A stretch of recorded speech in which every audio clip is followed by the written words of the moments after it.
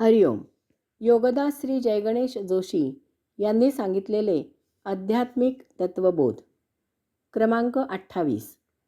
संपूर्ण जीवयोनींमध्ये महातीव्र, महातीक्ष्ण, सर्वात कुशाग्र बुद्धी असलेल्या मानवाला या भौतिक ढिगाऱ्यामधून परमजीवनानंद देणारे शोधायला फार अवघड जाते आणि या जीवनानंदामधून कैवल्यासाठी अंशात्मा, आत्मा, परमात्मा, पुरुषोत्तम प्राप्त करणे तर फारच कठीण.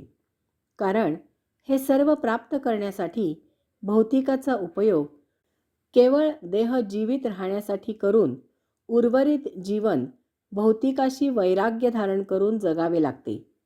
तो सुखदुःख देणाऱ्या भौतिकाची निवड चोखंदळपणे करतो, परंतु परमानंद देणाऱ्या अध्यात्माकडे साफ पाठ फिरवतो. हेच मानवाचे दुर्दैव आहे. हरिओम.